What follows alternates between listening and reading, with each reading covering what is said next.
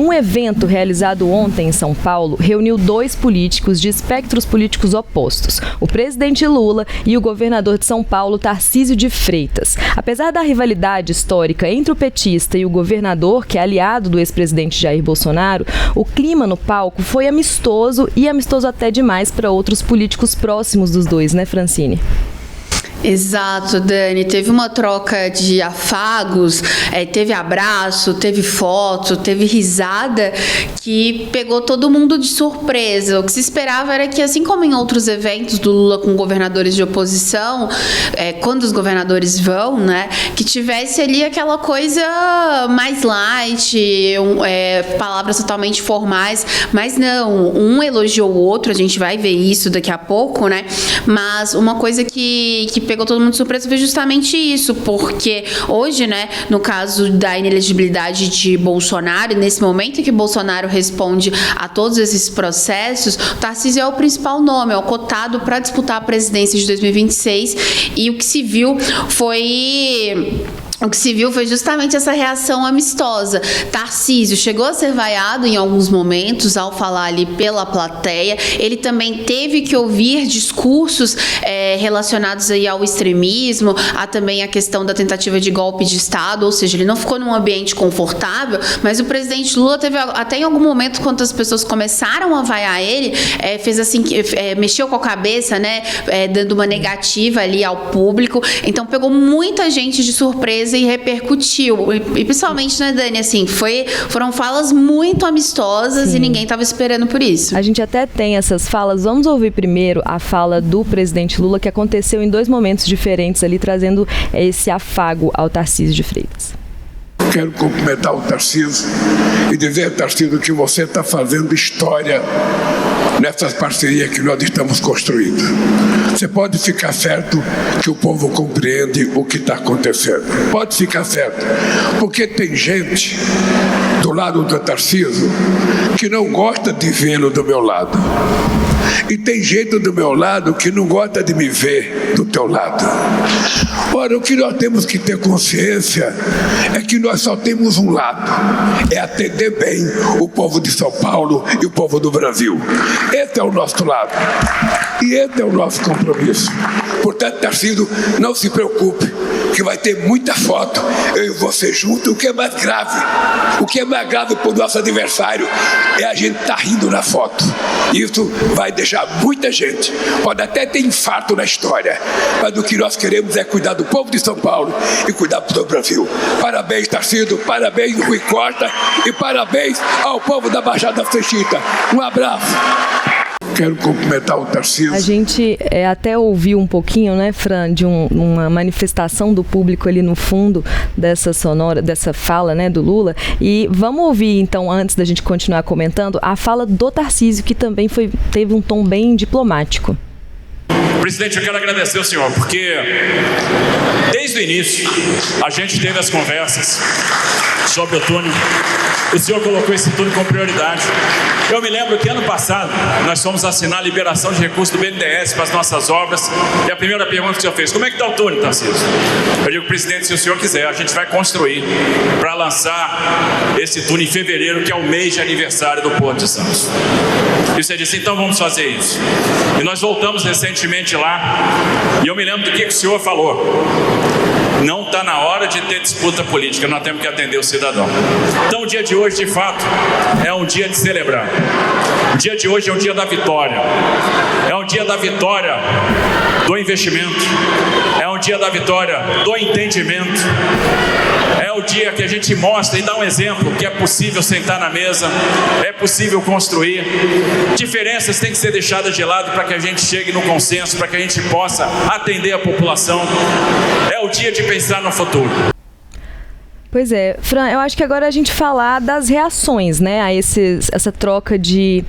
Na verdade, eu acho que cabe a gente colocar aqui que tem até um comentário do Gervásio que diz que são adversários políticos e não pessoais, né? E ele cita, inclusive, que defende que o Lula é um estadista.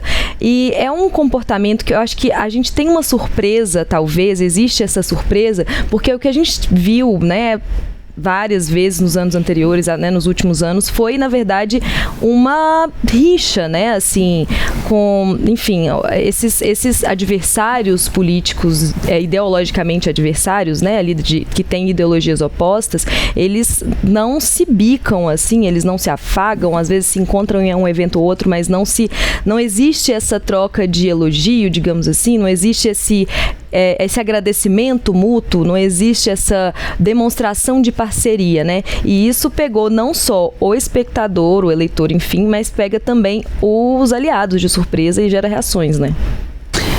E passou-se da liturgia ali, né, de você participar ao lado num evento que não gosta.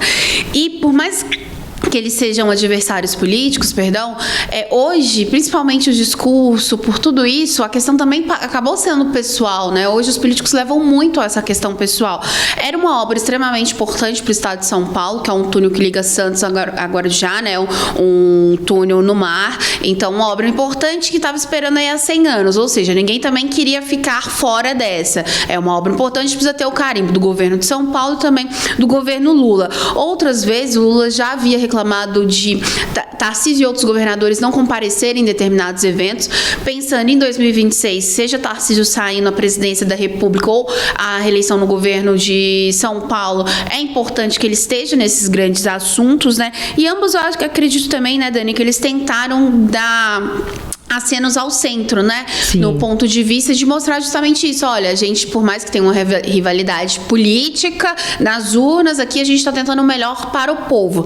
Agora, caiu muito mal, principalmente na ala dos aliados do ex-presidente Jair Bolsonaro, inclusive o ex-presidente, porque acharam que o tom foi acima do normal ao Tarcísio agradecer, e tem um componente político muito importante, que é o momento, né, em que se encontra Bolsonaro, que está respondendo a essa questão da tentativa de golpe de Estado no STF, já tem 2 inelegibilidades, além de que durante todo o evento, o que vários ministros e quem discursou, foram 15 pessoas discursando, né, com Tarcísio e Lula, tentaram fazer e falaram, foi sobre criticando a questão da lei da anistia, falaram sobre a questão de extremismo, como eu disse, também de golpe de Estado, ou seja, digamos que o ambiente também, ele não era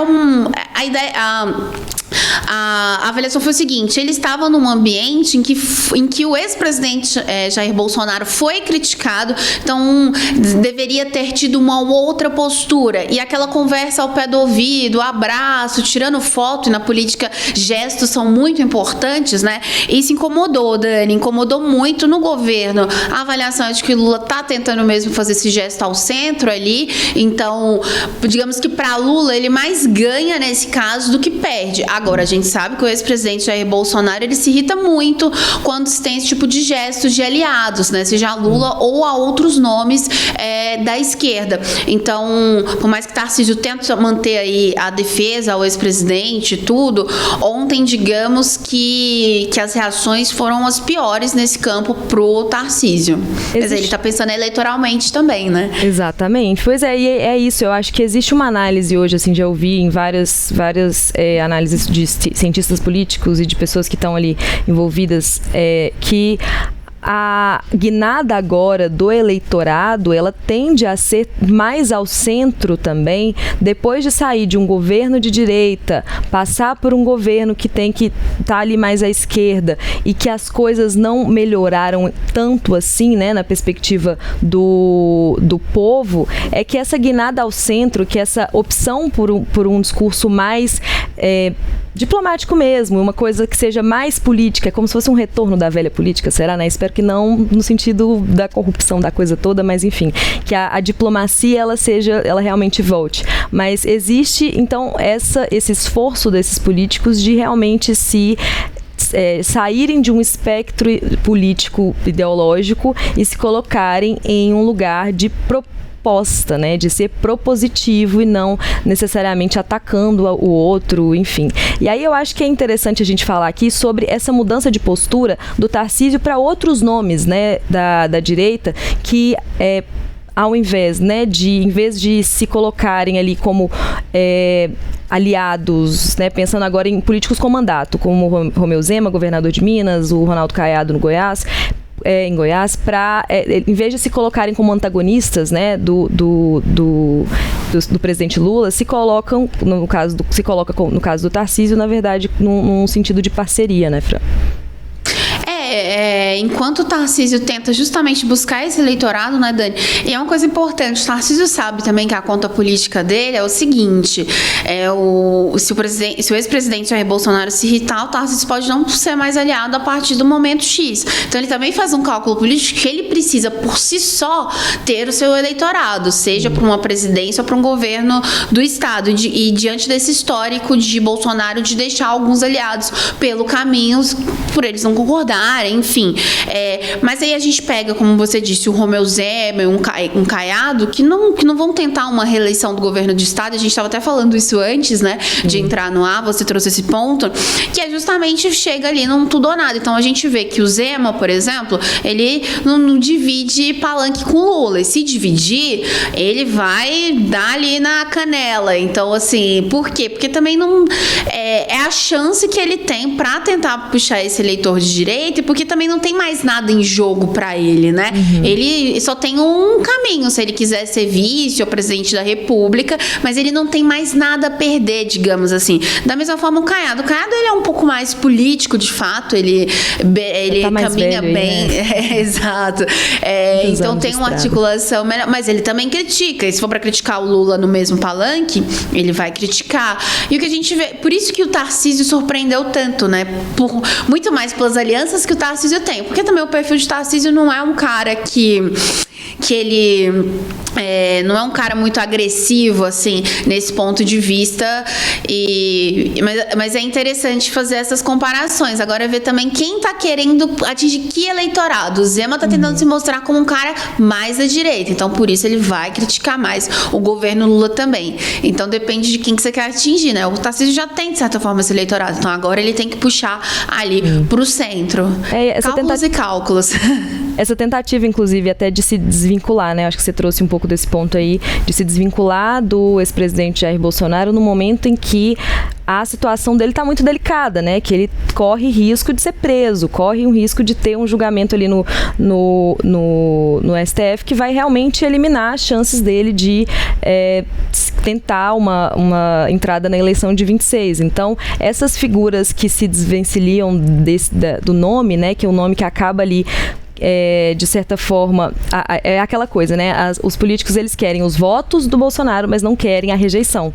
Então, você se fixa ali no pragmatismo, na proposta, e se desvencilha de uma questão mais ideológica, enfim. Aí se atende ao seu interesse, qualquer pessoa vale, né? Basicamente. Dani, é bem isso mesmo, porque assim, o Tarcísio, ele tem defendido o Bolsonaro abertamente, ele tem, né, falado que é um absurdo essa questão do julgamento no STF, mas tem esse cálculo político, não adianta ele defender totalmente, vestir a camisa ali e tudo como e aí depois ficar sem nada. Então ele também precisa por si só construir o seu capital político, né? Exatamente, esse é claramente o objetivo dele para 2026.